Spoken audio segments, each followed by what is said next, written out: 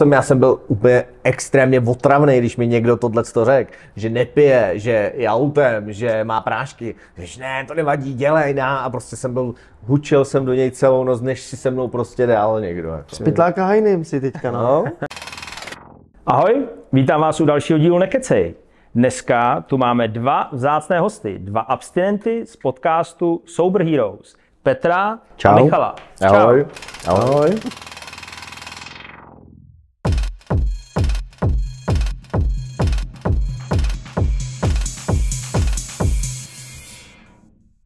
Díky, že jste dorazili.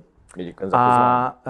Vy máte zajímavý podcast o takovým Fenomén. málo známým fenoménu v naší republice, tak bychom ho s vámi chtěli probrat, protože hodně lidí o tom jako moc neví, tak bychom to tady rozebrali. Na začátek by mě zajímalo, kdybyste nám řekli, vy o tom hodně mluvíte ve svém podcastu, ale kdybyste nám tady řekli, s čím vším jste teda jako skoncovali, protože jestli jsem to dobře pochopil, tak nejenom alkohol je věc, kterou jste jako bojovali, nebo bojujete, nebo jste dobojovali, tak co za, řekněme, závislosti jste ve svém životě vyzkoušeli, potkali a ukončili, řekněme, anebo ukončujete? Dobře, chceš začít? Ne, Míšo, ty jsi mladší, ty začínáš. Jsi mi to vrátil. No, tak já jsem hlavně, že jo, měl alkohol, to byl ta moje hlavní jako závislost, kterou jsem jako bojoval. Potom ta druhá bylo toxy, protože v Bohnicích tě označí vlastně diagnózou alkoholik, toxikoman, takže drogy, hlavně teda kokain. No a potom vlastně jsem měl i to třetí, takže gamble, takže trojboj. Sportovní, přesně tak, říkali tomu tam taky GTAčko. Výborná hra. No, takže ještě vlastně sázení na sportovní zápasy. Který jsem teda, tu poslední závislost jsem nestihl rozpracovat, abych se dostal třeba do insolvence jako současný příběh, ale byl k tomu našlápnuto, protože jsem začínal dělat blbosti ohledně toho velký. Hustý. No. A Petr? No, mně ten alkohol úplně stačil. On jako stačí, jo, jako závislost. To je velmi dobrá závislost, která dokáže zrujnovat jako všechny tři dohromady. Takže, a jak jsi říkal, s kterýma jsme jako bojovali. My s nima bojujeme v podstatě pořád a vypadá to, že s tím budeme bojovat do konce života. A teď jde o to, aby jsme si ten boj trošku zpříjemnili, jo. Aby nás to bavilo, ten boj. Takže proto děláme i ten náš podcast a my se tím už bavíme, no, protože jako vydržet na sílu, to bychom jako nedali. Ta vůle vždycky jako dojde, no. Takže, A jak je to dlouho? Já abstinuju 2 roky, 8 měsíců. A já 8 měsíců. A je to jste po první odvykačce? Jo, moje první léčba. Jo. Když říkal si 2 roky, 8 měsíců. 8 měsíců, Jo. no. A znáte se jako z dřívějška? My jsme spolu kdysi chlastali. Jasně. Takže známe se 10 let. Je to tak, Míšo? Je to, ano, 10 let, teď jsme nedávno Máme výročí, jo. nedávno jsme dohledali. Co to je za svatbu? Kdy, jak dlouho se vlastně známe, no. A akorát vlastně, ty jsi mě zničil a já musel na léčbu, že? Jo, já si je zničil. Ano, nejlepší je obviňování toho druhého. Míšo, prostě to ty, kdo mě zničil. Tak když šel dřív, že jo? Tak ty jsi ještě vydržel pak chvíli? No, ano. Já byl skalopevnej, já myslel, že to dám. Já to měl pod kontrolou, totiž, víš? Jo. První asi, co mě nejvíc zajímá, úplně nejvíc, je kdy a jak vypadal ten moment, kdy jste se rozhodli prostě s tím něco jako opravdu dělat. Jako, a který, ne vlastně rozhodli, to mohlo být vícka, ale který vedl k tomu, že jste se teda kopli do zadku. Jo, tak já možná teďka, Míšo, si to vezmu. No, v podstatě bylo to ve chvíli, když už jsem viděl, že nezvládám žádnou z oblastí života. Jo. Ani rodinný život, ani pracovní, všechno dokupy a hlavně při střízlivění, kdy mi bylo neskutečně zlé a ve chvíli, kdy ten alkohol už nebyl proto, aby ti zlepšil náladu, ale aby ti nebylo tak zlé. Jo. Ten alkohol už nesloužil k tomu, že jsi měl chuť, mě vlastně ani nechutnal, jo. Ale věděl jsem, že po požití té látky, že mi bude líp.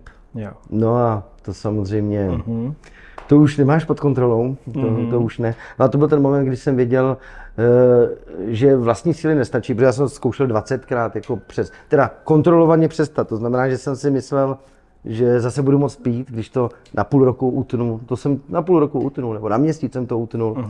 Takže jsem si říkal, není problém. Nepiju nic, nechybí mi to nic. Suchý únor si uměl. No, suchý půl rok jsem uměl. A právě pak na konci vždycky jsem si říkal, no tak ten problém není, tak můžu zase lehce začít pít. No ale výhodou alkoholismu je to, že startuješ tam, kde jsi předtím skončil. Jo? Takže velice rychle se dostaneš na ty původní mety. Nemusíš znova trénovat nic, jo? To jede samo prostě. No, tak pak nám bylo vysvětleno vlastně i při té léčbě, ta léčba probíhá celý život v podstatě, jo? Ale při té prvotní léčbě, v tom sanatoriu nebo v té léčebně, nám bylo vysvětleno, že prostě to není o tom jako, my už jsme přelezli takzvaný ten Nohavicův kopec, jo? Už jsme přepadli, už prostě se nevrátíme. Není. Ale nám to teda nevadí, protože jsme zjistili, že se dokážeme bavit docela i ve stavu. Jo, docela to jde. Možná i líp. Je to lepší, no. A ty, Michale? No, já to asi nemám takhle hezký, protože u mě to byla delší doba, kdy už mi bylo fakt šíleně zle. Bral jsem si čím dál častěji volno, prostě odchození do práce. Fakt mě bolel žaludek, orgány uvnitř, prostě všechno, co šlo. Měl jsem už skvrny, prostě jaterní po nohách, jak už mi nezvládaly ty játra to prostě to zpracovávat, takže to vypadalo blbě. Už jsem v podstatě byl v bytě plném bordelu a flašek, už jsem fakt, to bylo jak z filmu, jako ležel jsem vlastně s lahovema od vodky v posteli a vlastně... Trainspotting akorát s alkoholem. No. A s tím kokainem, protože jsem to kombinoval tak, že vlastně, když jsem došel vždycky do nějaký hladinky, tak jsem prostě to chtěl srazit zase tím kokainem a takhle jsem nespal, nejedl jsem, žádný jídlo jsem v sobě neudržel, všechno mnou procházelo, takže a byl ten tlak vlastně z práce, abych už něco udělal se sebou, takže je to možná jako špatně, ale mně to zatím jako funguje, že mi záleží na tom, co mi to okolí, jako jak mě vidí, co mi říká a tak. Takže vlastně, abych jako udělal nějaký krok, že už fakt něco dělám, tak jsem jako souhlasil s tím, že do té léčebny půjdu. A můj tehdejší vlastně bývalý přítel, který mě opustil půl roku předtím, než vlastně jsem šel do léčby, já si to vlastně ani moc nevybavuju, jak tohle to proběhlo, tak mě zamkli vlastně před víkendem s mojí ségrou doma, abych prostě neutekl do hospody a přivezli mi pak vlastně v neděli večer odpoledne kufr, zbalený věci a věci, co jsou potřeba do Bohnic, to tady v dispozici, když tak na stránkách a odvezli mě tam, no, do Bohnice. Hustý. Takže u tebe to byla víceméně vnější motivace a u tebe bys řekl tak jako... Hele, ono je to úplně ne, protože člověk já jsem si tenhle myslel, že to zvládnu sám. Jo, a nevím, jestli ty, Míšo, to u tebe nevím, protože ty už si byl... Já jsem si to myslel do té doby, než vlastně mi byla doporučena psychiatrička, psychoterapeutka, která se specializuje na závislosti, takže jsem u ní byl poprvé, když jsem na ní čekal, tak jsem si tam vedle v hospodě dal 4 piva, protože jsem prostě měl čas, tak když jsem jí to řekl, jako, že vlastně úplně v pohodě, prostě jsem čekal, že jo, tak už to jí bylo jako dost divný, že to jako není v pořádku takhle, když jako čekáš na odbornici ze závislostí, když ty máš jako zřejmě ten problém a uděláš tohle.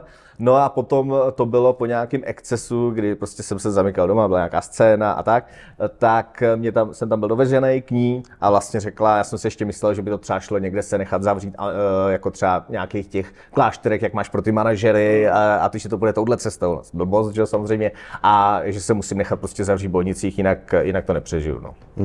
Ten vnější tlak je tam jako vždycky, jo, protože ty sám si nemyslíš, že máš problém, jo, ale jak ti nastavují to zrcadlo, v kterém se nevidíš, pořád nevidíš, když pak ho nastaví tak důrazně, že buď teda přijdeš už o všechno, to taky je jeden ze způsobů, prostě klesnout úplně na to dno a přijde o všechno, a pak možná je záchrana taky, a nebo zavnímáš ještě, jo, no, a naštěstí u mě zafungovalo to, že jsem zavnímal, že prostě právě přicházím o všechno. Tak ještě předtím, než jsem přišel o všechno, tak se to stačilo, ale jako na poslední chvíli. Já bych na to moc nespoléhal, jestli má někdo problém, tak radši ať to zasekne rovnou, jo, než spoléhat na ten limit, nebo na tu hranici toho, že teď už to začíná, tak ono se to blbě odhaduje. Dneska vidím, že to byla náhoda. Jo. Ale ten vnější tlak, ten byl i z míst, i u mě, i v práci, i rodina, všechno. Bylo to asi každý má vlastně to svoje dno někde jinde, jo, prostě to padnutí jako na to dno, takže někdo fakt může skončit na ulici, někdo přijít o práci, v obyt, mně vlastně asi zřejmě, doufám, stačilo tohleto, jako prostě ta ostuda a to, jak jsem vypadal a co jsem dělal, takže každý to dno máme jinde, no. A kde se stalo to, kdy už jako, asi jste to zpětně analyzovali, ne? Nebo jste nad tím určitě přemýšleli nad tou cestou, kdy to začalo jako jít už strmě dolů a pak to třeba dlouho ještě nevidíš, jo? Nebo to asi nevidíš, dokud jako nejseš na tom dně, ale No, No je to plíživý. Je to opravdu plíživý, postupně. To jako... Já nevím, v tom roli třeba mě napadá, když člověk pije sám, ne? To je asi takový jako... Říká se to, jo, že kdo pije sám, že to jako není normální, že jo, přece jenom. To jsem v podstatě, ale sám jsem začal pít až jako ke konci, když už to fakt bylo jako špatný. Jinak do té doby jsem vlastně vyhledával společnost, bavil jsem společnost, ze začátku jsem ji možná bavil, pak už jsem jako byl jako provozní. Děsil. Pak už si děsil. Pak jsem asi fakt děsil, no. A takže to bylo, že jsem fakt jako chtěl tu společnost a být mezi... A kde jsi furt bral ty lidi, když jsi tam byl často? No já jsem to měnil, že jo. Já jsem měl prostě, ze začátku, když jsem ještě vypadal dobře, tak jsem chodil do lepších podniků, že jo. Prostě postupně to vlastně šlo jako... Někdy dolů dost, prostě to jsou taky ty podniky, které zavírají odpoledne vlastně o víkendu ve 2, že kam se... Afterkluby. Přesně tak, no, kam chodí lidi prostě... Studio 54 známe. Tak, no, přesně. Tak, že uděláme reklamu. No, tak to, ano, to byly tyhle ty podniky, že jo, takže... Podniků je dost po Praze, že jo. Ale pak jsou non-stopy, že jo, všude. Přesně, že jo? no, takže to se zmenšoval ten okruh a pak už jsem vlastně skončil jako doma, že jo. No, ale jenom jak jsi říkal, jestli jako se dá, že Péťa říkal, že jo, plíživý, jestli ta cesta, tak já jsem, když jsem přesně, jak jsi říkal, že analyzoval, tak jsem jako přemýšlel, že už třeba na té střední jsem měl jako situace, kdy prostě jsem chodil na střední fotbalovou, a ty kluci třeba to zatáhli a šli si jako zahrát jako ruletu třeba jako dopoledne, to jsem je viděl, OK, šel jsem taky a já jsem se tam prostě střískal už jako dopoledne, protože jsem prostě chtěl být asi zapadnout a tak a prostě pak jsem přišel třeba do školy ožralý, už na střední. Takže to si myslím, že není normální už jako, že to mohl být nějaký signál, že třeba jako to není OK. Hele, za mě na střední to bylo celkem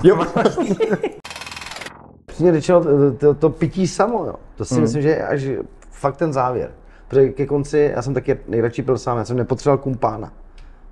Ten kumpán ten brzdil, jo, nebo to prostě se člověk se snažil jako... Jako, že si nerad pil s někým? Kumpánem si říkal? Jo. No, kumpán.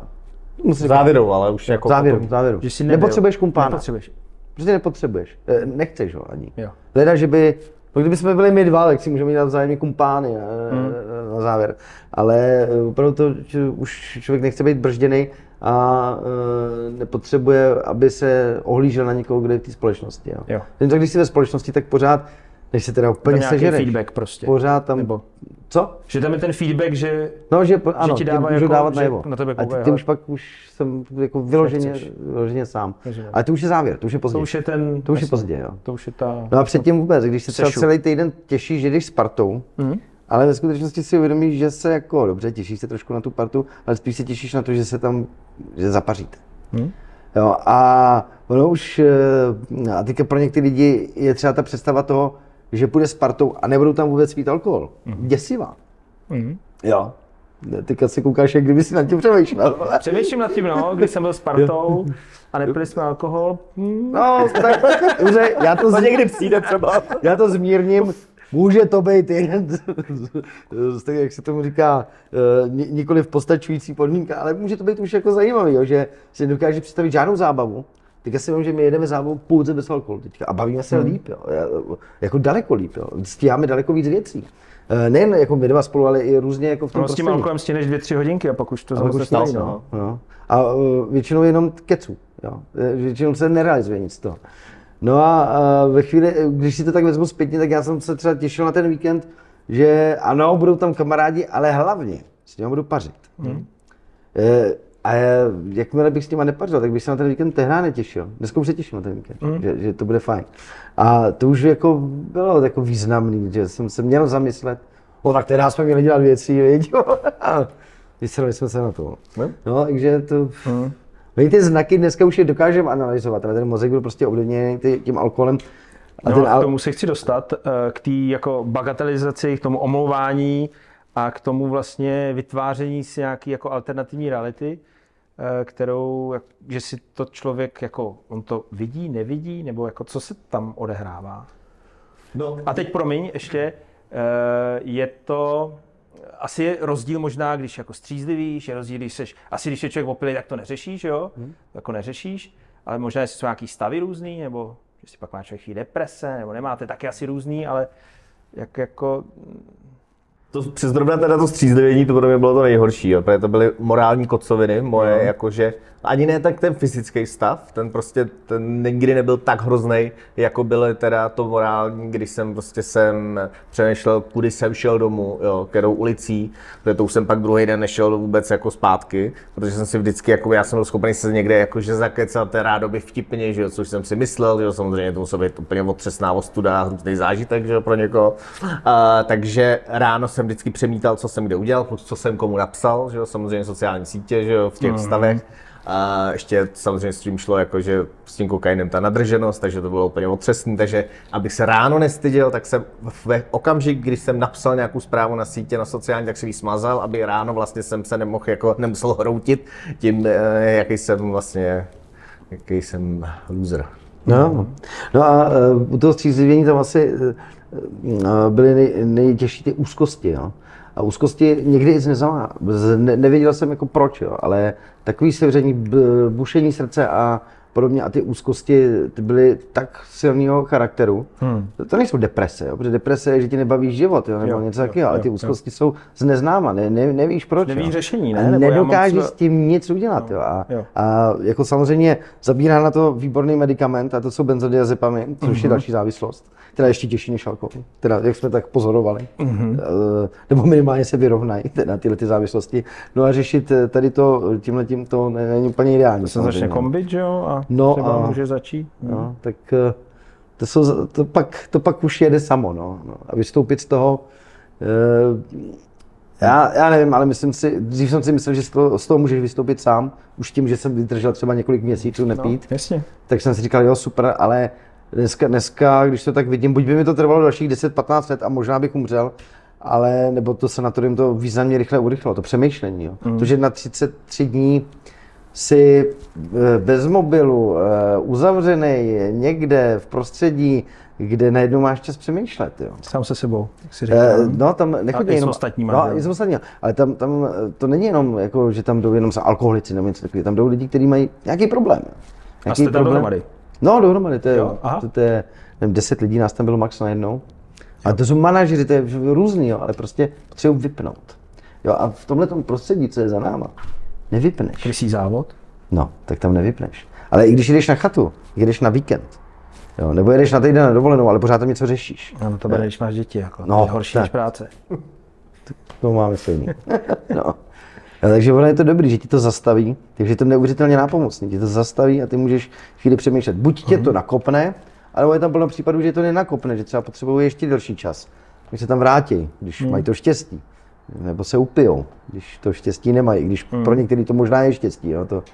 Ale jako samostatně, dneska si nedokážu představit, že bych sám... Takže ten přínos vidíš v tomhle tom víc než v tom, že by prostě, samozřejmě tam nějaký vedení a tak, ale že kdybych se tě zeptal, co ti to jako nejvíc dalo?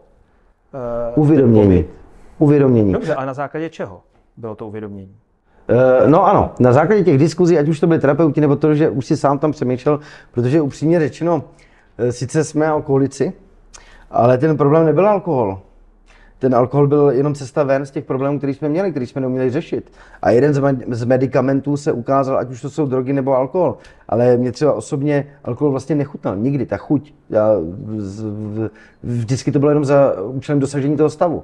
Jo, a to, že jsem zvolil zrovna alkohol a nezvolil jsem jiné drogy nebo medicamenty, nebo někdo zvolí sport, výborný, super, ale to já jsem bohužel nezvolil.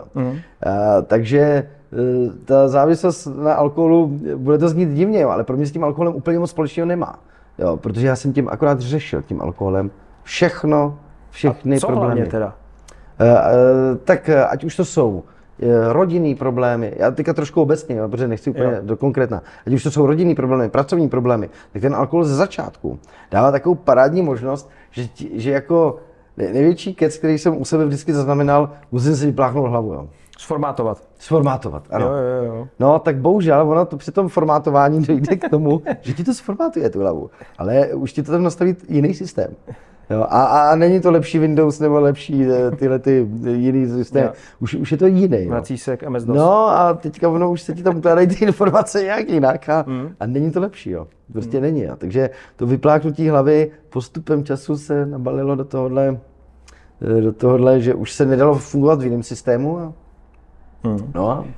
No a co obnáší teda žít jako abstinent, tyjo? No, pro mě dodržování těch pravidel, kterých jsem si vlastně dones z Bohnic. Protože v Bohnicích vlastně tam máš spoustu jak psaných, nepsaných pravidel, které musíš dodržovat vlastně jak na tom pavilonu, tak jsou ale jako přenesitelné do toho života. Jo. Prostě jsou to... Jsou nebo nejsou? Jsou právě. Prostě ten režim. Dodržování režimu a řádu. O tom jsme měli taky jeden díl, dodržuj řád a řád tě podrží. Prostě když to máš vlastně najetý, jako máš nadrilovaný, tak prostě pak jedeš automaticky, což je vlastně cíl spousty těch věcí to do tebe nadrilovat, a protože aby si potom, když se dostaneš do nějaký těžké situace, tak měl třeba 13 způsobů odmítání, který se v Bohnicích učíš a tak.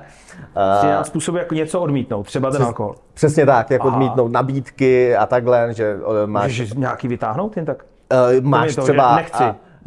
Rozbitou gramofonovou desku, kdy opakuješ furt dokola to stejný, máš... Jako nahlas nebo v sobě, v hlavě? Nebo ne, fakt tomu člověku to opakuješ pořád dokola, když on se neptá, jak blbýmu. No, když se tě, přesně tak, když se tě furt ptá, tak mu opakuješ furt stejně. To používá na pojišťováky tady. Odmítnutí s nabídkou pomoci, odmítnutí jenom tak, jo, je prostě spousta. Prostě nechci. No ano, prostě říct si ne, přesně tak, to tam je taky. Jasně, OK, dobrý. No, takže tyhle ty věci, samozřejmě úplně nejzákladnější pravidlo být pro mě, jako když jsem abstinent, tak je rozpoznat rizikovou situaci a vyhnout se rizikové situaci. Jako aby k ní vůbec nedošlo. Přesně tak, no. To znamená, že prostě jak cítím, že prostě někde... Se to rozjíždí, jsou tam kamarádi. Tak prostě tam dej. I když prostě jsem je neviděl 2-3 roky, OK, ne, ale nejít prostě do toho místa, vyhýbat se místům. Kde jsme pili, že jo, kde jsme pařili, s kým jsem pařil, rizikový místa, rizikový lidi. Máš no-go zóny vlastně, no-go lidi třeba můžeš mít některý, no, který jako... to mám v centru docela dost. No, celý centrum. Měl žít na vesnici, dejko. Praha byla jeho. jeho. Metrem. Ty brďo. Ne, tak tohle už jasně. samozřejmě to slábne. Některým fakt jako čtvrtím jsem se opravdu jako vyhejbal. Ze začátku po té léčbě rok a půl, a teď už třeba ani nezavnímám, že jsem tou čtvrtí projel, stejně takhle jsem mluvil o toxické hudbě, když jsem poslouchal dřív Kabáty, spojený prostě se společný zpívání v hospodě, že jo, tak jsem... Vnímáš prostě, hudbu jako toxickou, jako jo, ve vztahu když k tam alkoholu? fakt spojený, nebo když jsem se litoval. A oni o tom i zpívají samozřejmě, že jo, pankáči, rockeři, tak, prostě, přesně tak, to je fanánek, jako že jo, tohle. No. Takže já jsem měl prostě i písničky takový, pak zase takový tesklivý, kdy jsem jako si brečel, že a litoval jsem se, jak alkoholici jako rádi dělají a tak. Takže to taky vlastně, to jsem z začátku nemohl si pustit, teď už zase ani nevím, třeba, že mi hrála, pak se to zpětně uvědomím, že jsem ji třeba slyšel. Jo? Takže prostě pro mě život abstinenta je život jako o pravidlech a řádu. No to není moc reklama na abstinenci tady, no. Jo, já jsem jako divnej, protože já jsem třeba si užíval i výcvik ve Vyškově. Já jsem byl jako aktivní záloha, jako ten měsíc a půl, kdy tam seš jako na tom výcviku, a vlastně to bavilo, že jo. A ono na tom pavilonu je to dost podobný, že jo, s úklidem, ze vším, že jo, přestupek, když neodevzdáš dění. Takže ti není úplně jako, je ti docela blízký jako řád nějaký. Přesně tak, což tam samozřejmě nebyl každý, že jo, já jsem fakt jako trochu divnej, takže... Jasně, takže ti to vlastně funguje dobře. Jo. Nebyla to úplně ta reklama na tu abstinenci, ale hlavně být abstinent znamená, že ti je dobře. Jo. Jak když si to srovnám, já to můžu porovnat, jo. Jaký to bylo, když jsem pil, jaký je to teďka. Když jsem pil, měl jsem těžké úzkosti, někdo říká deprese, já říkám úzkosti, fyzicky mi nebylo dobře, čas jsem vlastně většinu času jsem prokrastinoval nebo nějak promarnil, nebavily mě věci, i maličkosti, neměl jsem radost ani z maličkostí. Jo. A být abstinent je pro mě, teď budu dělat trošku teda tu reklamu, mám radost z maličkosti, mám radost, když posykám zahradu, mám radost z minuty z toho, když jsem s dětma svejma, jo. Nemám úzkosti, to si strašně vážím, jo, protože to pro mě bylo tak těžký, jako ty úzkosti, že to je pro mě, pro boha, tohle už fakt nikdy nechci, jo. To už prostě nikdy nechci, tohle zažít. To, že mi není špatně, já měl teda i zdravotní problém, protože celkově styl života, což byl z 90% alkohol, pak stres, pak žrádlo, jsem měl zánět slinivky, jo. Ale ve chvíli, kdy pijete, tak to, že umřete, je vám úplně ukradený. Nebo já jsem to tak měl. Mně bylo úplně jedno, já jsem věděl, že umřu, když budu pít na zánět slinivky, ale ten mozek je tak dokonalý s tím alkoholem. Jo. To jsou tak propojené dvě věci, že alkohol vysvětlí tomu mozku, proč je dobrý dál pít. On to perfektně vysvětlí. Jo. To si vysvětlíš, ale tak dokonale. A dá se to popsat, to vysvětlení? Třeba no dá se to způsobem, třeba, jako, když nebo... nebudeš 2 měsíce pít, tak se ti všechno zahojí a už nemáš problém. Takže 2 měsíce nepiješ, ano. nebo třeba vydržíš měsíc a půl, řekneš si tak dobrý. No, ale vydržíš i 2 měsíce, protože většinou po týdnu... v tom těžkým jako alkoholismu? No, po týdnu nebo po 14 dnech. Aspoň u mě to bylo tak, že jsem neměl chuť na alkohol, neměl jsem nic a říkal jsem si, jo, je to v pohodě, jsem z toho venku. Jo, po 14 dnech, zkus 14, nevím, jestli ty to máš třeba 14 denní, že si nedáš ani kapku alkoholu? Ne. No, zkus to. Na 14 dní prostě vyzkoušej vůbec se nenapít a ten mozek pak už začne fungovat trošku jinak, protože ten alkohol mu tam, teda nevím, jak to bude u tebe, ale u mě to tak bylo, jo. Že vlastně po 14 dnech už ten alkohol začal tomu mozku říkat, tak vidíš, tak nemáš problém, ne? 14 dní si vydržel. Tak kde je problém? On není, napij se jednu skleničku. A schválně, co ti ta jedna sklenička udělá. A říká ti to ten alkohol i teď? Ten alkohol je tak vyčuraný, že jsou chvíle, akorát, že já po těch vědomostech, co jsem nabral v tom sanatoriu, já každý týden chodím vlastně na skupinu, tak si to zvědomím, si to okamžitě uvědomím. Si řeknu, alkohol zase pracuje. Takže je tam prostě. No, samozřejmě, to nezmizí. Ono nezmizí, on ti řekne, hele, 8 měsíců je docela dlouhá doba, ne? 8 měsíců nepít. Malý pivo k obědu. To nemůže udělat problém. A on ti totiž to malý pivo taky neudělá problém. Jasně. A to je ten problém. Jasně. Kdyby se poblil, tak tě to zase vyléčí. Ale když se nepoblíš, měl... hele, dobrý, další měsíc v pohodě. A jede to. A malých pivek seš tam zase. A jede to a netrvá to dlouho, trvá to do týdne. A už si zase na té stejné startovací dráze, jako kde si končil. No. Takže to je nutné si uvědomovat. Jo? A o to slouží právě třeba každotýdenní ty skupiny, které ti připomenou. Já myslím, že s Míšou jsme měli ještě jednu výhodu oproti takzvaným hladinkářům, že jsme se opili vždycky tak, že nám bylo špatně. Strašně zlé, jo. Doplnej prostě. No. A to nám vytvářelo tak trošku, nebo aspoň mě, nevím jak Míše, takový vnitřní antabus, že vlastně pak už já ani se nemohl napít. A musel jsem počkat do té chvíle střízlivosti a vážil jsem si to, že jsem střízlivý, že je mi dobře, že mi je hrozně dobře, že je mi fajn. No ale co jsou hladinkáři teda? Udržují permanentně stav alkoholu v krvi. Takže všichni jižní národy víceméně? No ano, to se tak říká románský typ, myslím v nějaký definici těch druhů alkoholu. Jižní a severní typ, že jo, o tom mluví, že jo? No oni vlastně nemají ten problém. Všechno. No. Že my u nás je v oboje. Doplnej jako neustále. Ano. Akorát, že když ti není nikdy špatně, tak vlastně si říkáš, proč bych měl přestat pít, když mi není nikdy špatně. Jo? Já nevím, jak sám bych se s tím vypořádal, kdybych byl ladinkář. Asi bych nepřestal pít, asi bych byl pořád a pořád by mi bylo stejně dobře, špatně. Jo? Ale tak ten hladinkář asi to má jednodušší v tom, že může nějak líp fungovat. Nemá tam ty komaty, že jo? No. Ty komaty tě vypnou a tam fakt jako nejseš. Když je člověk jako fyzicky a psychicky dobře jako vybavený asi, tak po těch hladinkách může nějak jako dlouhodobě... Dlouhodobě nevím, jo. 5-6 let, dobrý. Ne, tak pak to zabalí, jo. Ne, nevím, nejsme hladinkáři, nemůžeme za ně mluvit, ale měli jsme samozřejmě kolem sebe v sanatoriu i v léčebně celou řadu hladinkářů, kteří si uvědomili už ten problém. Jo? Ale pro mě by to bylo, já si myslím, že oproti mě to nevím, nemluvím za ně, ale že to mají těžší, protože vlastně já si vzpomínám na to, jak mi bylo blbě, ale ten hladinkář si na to nevzpomene, že mu bylo hrozně zlé. Uměli byste nějak definovat teda, co vás vylečilo?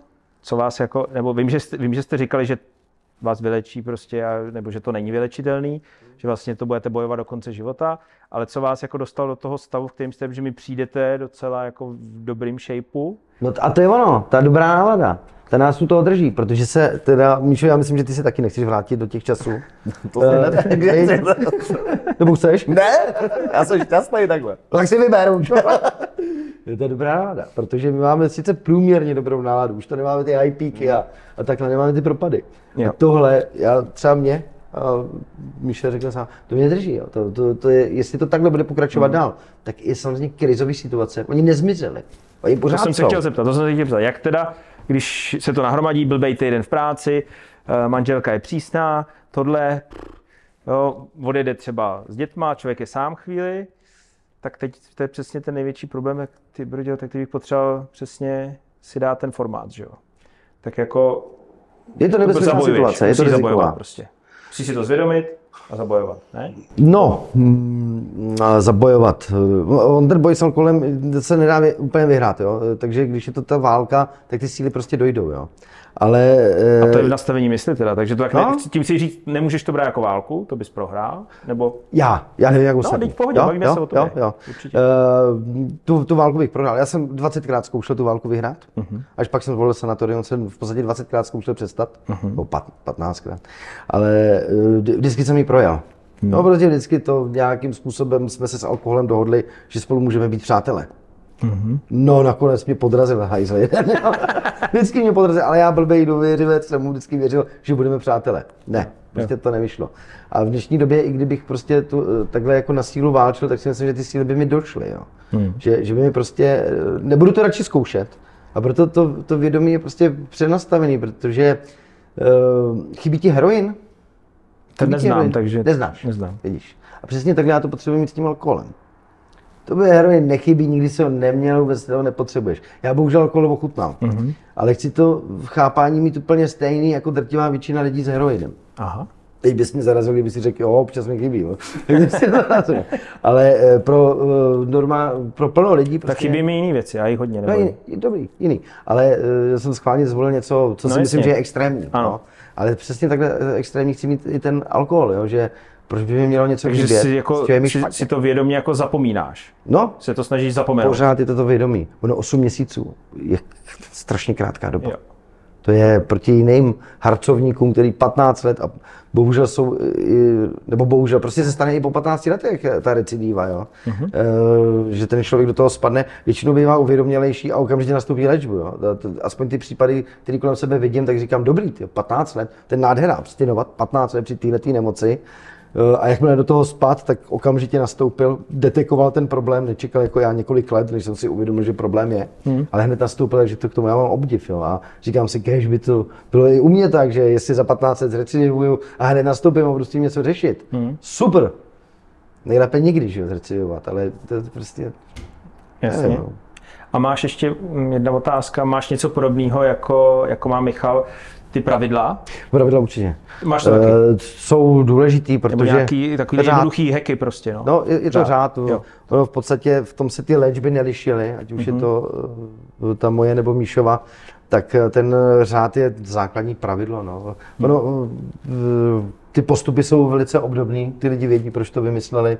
Postupy typu čistá domácnost, čistá kancelář. Jinými slovy, nikde není flaška. Nikde prostě není lahev. Ne, že by si člověk nevěřil, že se nenapije. Já si věřím, že se nenapiju, ale ono podvědomě pořád víš, kde ta lahev je, že tam je. Vyčerpává ti to. My rádi používám takový, že to vybíjí baterky, jo. A nikdy nevíš, jaký máš moc nabitý a jednou se vybijou, ty si řekneš, hele, vydržel jsem to dlouho. Teď si můžu dát, to je jedno. Neškodný. Neškodný. A už to jede. Takže nesmí být prostě po ruce. Nesmí vůbec. Samozřejmě máš hned vedle samošku, cokoliv, ale ty už musíš něco pro to udělat. Musíš se oblíct. A máš 5-10 minut, než to takzvané bažení, tak máš 5-10 minut s tím si to uvědomit, něco s tím udělat, říct si, zatímco když máš hned po ruce, tak těch pár sekund ti nestačí na tom, aby si uvědomil, že bylo fakt blbě tehda. Ne, ale už máš 10 krásných minut, při kterých když je překonáš, tak je to v prdeli, jo. Ale když jako si uvědomíš, že prostě vracím se zpátky do těch časů, kdy mi bylo blbě, tak si rozmyslíš, jestli ta hodnota té lahve je fakt taková. Takže asi nepracovat za barem. No. Doporučuje se to, velmi silně. No. Teď, když před vás postavím panáka, tak co vám poběží hlavě?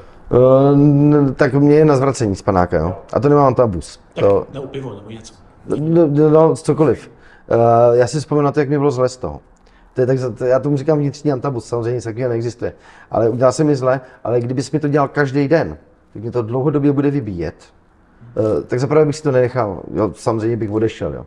Ale dlouhodobě by mě to vybíjelo, není to situace, kterou bych vyhledával, já samozřejmě vyhledávám pozitivní situace. Je tisíce negativních situací, nezměnily se, pořád jsou rizikují, pořád jsou problémy, průsery, které se stávají, akorát, že teďka se dají řešit, které se nedaly řešit. Takže nevyhledávám to, aby někde přede mnou byl panák nebo něco takového. A hlavně my máme s Míšou jednu výhodu, že nejsme jako nějaký tajný. O nás okolí ví, takže si to nikdo nedovolí. Jo. Problém je, když někdo to musí třeba v práci tajit, jo.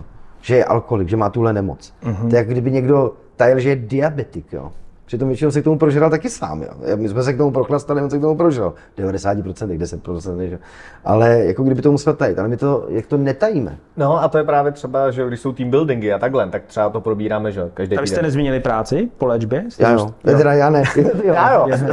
Jo. No, já jsem právě na doporučení vlastně v Bohnicích právě ji změnil a začal jsem dělat jinde, takže... Jiný prostředí. Jiný prostředí, protože já jsem bydlel 400 metrů vlastně od té práce, takže to bylo vlastně, pořád jsem se pohyboval v nějakém jako tomhle okruhu, takže prostě změnit to úplně. Jo. A co byt? Zůstali jste bydlet? Ne, já právě jsem... Já jsem se i přestěhoval. Já jsem 12. října ukončil léčbu, 21. října jsem ukončil dohodou pracovní poměr a 31. října jsem se stěhoval do nového bytu. Jo. Věci řeším rázně a hned. Jedno z pravidel. Jo. Aha. Pravda, no. Že pravidla máme stejný. No. Rozumím. Když máme někoho ve svém okolí třeba, a o kterém máme jako nějaký jako myšlenky nebo názor prostě, nebo jak jsi to říkal, podezření, že už je za nějakou hranicí, jak postupovat podle vás? Nebo jako, jak byste vy postupovali dneska s tou zkušeností? Utekli bychom.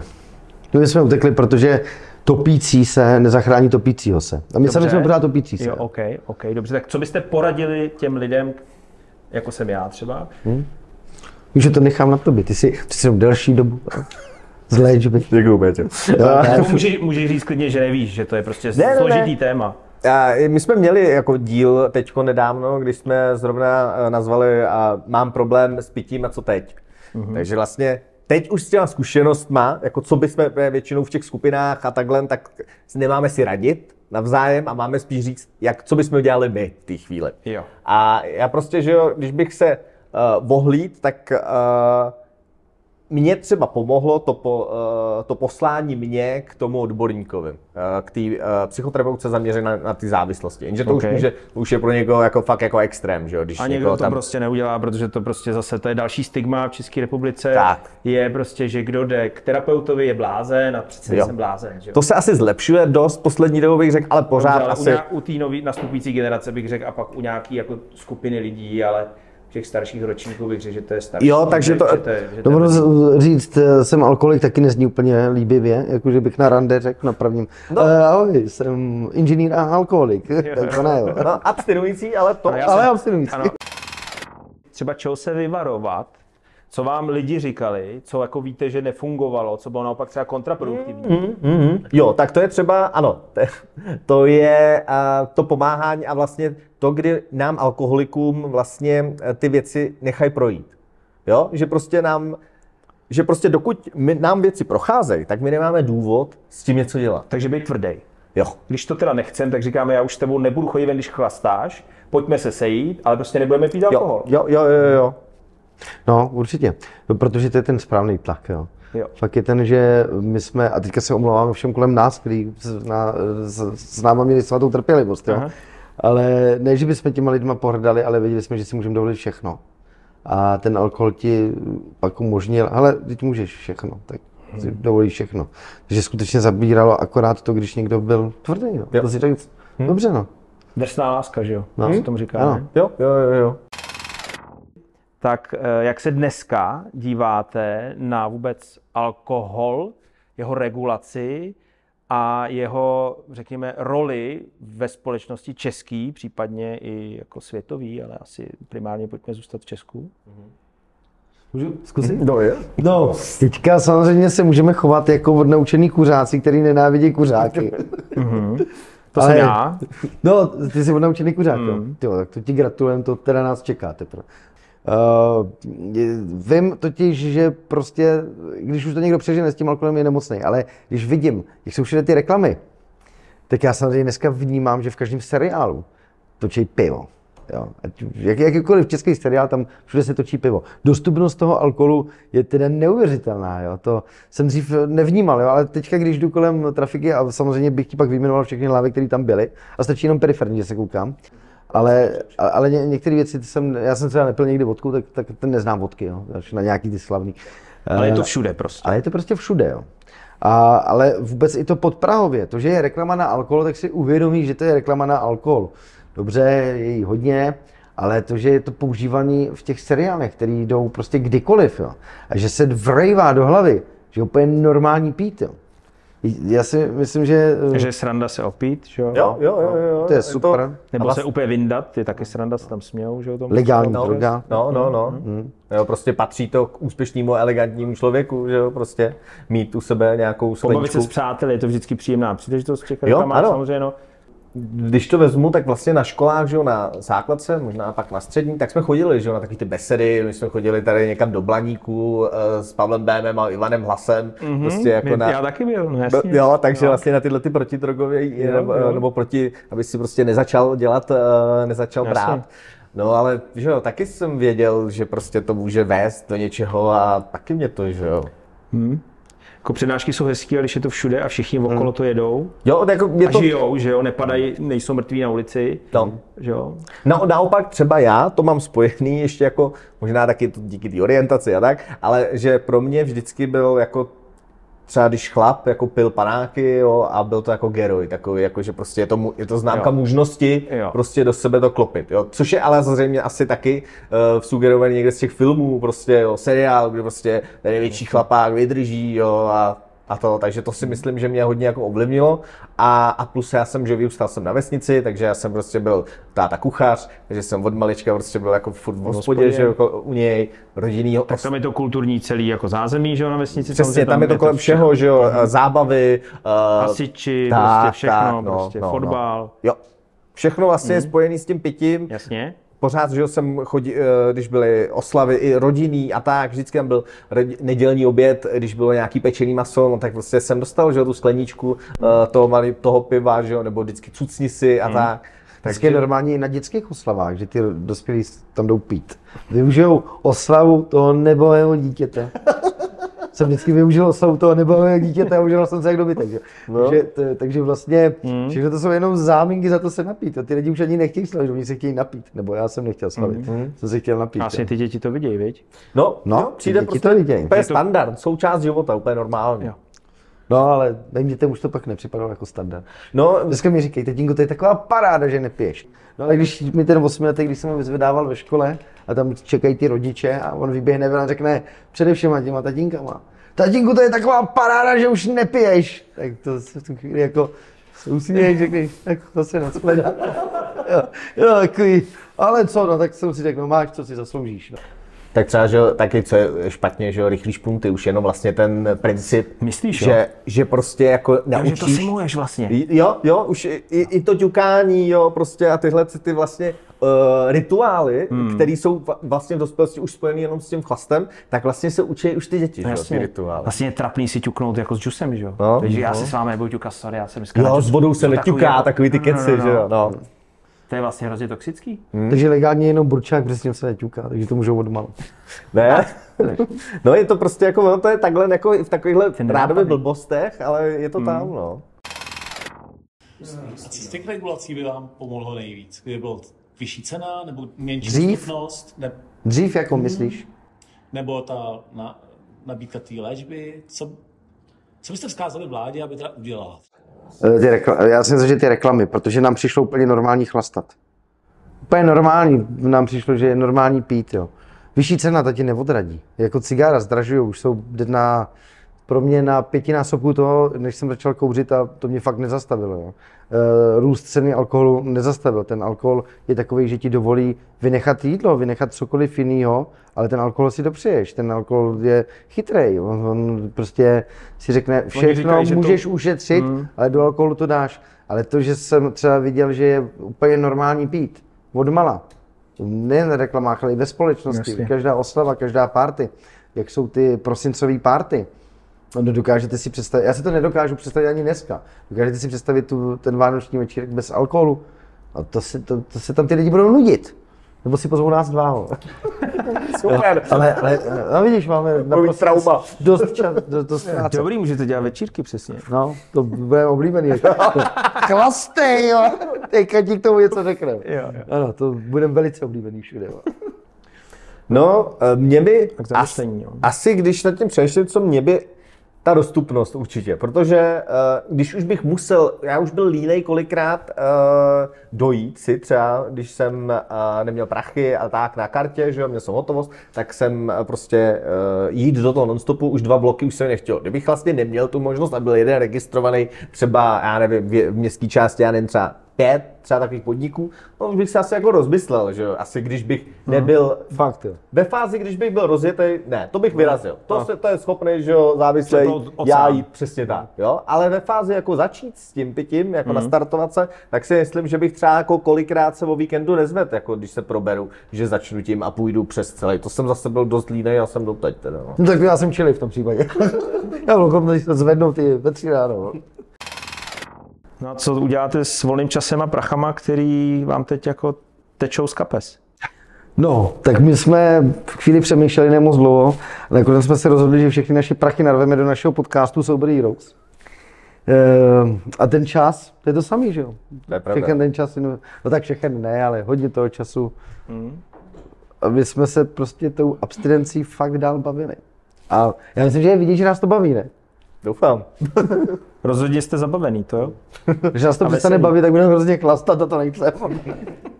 Ne, tak já peníze, co to tak díky vlastně té léčbě, teď cvičím v kuse už asi jako 2 roky. Jsem vždycky vydržel maximálně 3 měsíce, takže pro mě je to teď fitko a utrácení peněz za suplementy, jo, a prostě jít si do fitka. Takže ne, steroidy nemůžu. Ty jsem teda taky zkusil dřív ještě před léčbou jako injekčně, ale vlastně teď to by bylo zase porušení abstinence, takže vlastně naturál. Jako, no. Takže hodně vlastně do těchto a cestování. Já jsem předtím byl jednou v životě u moře, ještě tenkrát s bejvalou, v roce 2011, pak jsem vlastně nebyl za hranicema až do roku 2022, když jsem začal cestovat s mámou a vlastně teď jsem začal žít a cestovat, objevovat vlastně, že je i něco za hranicema. Takže pro mě je to takhle, pro někoho úplně základní věc, ale pro mě je to wow, můžu cestovat. Tak ještě jednou díky moc. Díky, Mějte se krásně. Díky, čau. Ahoj.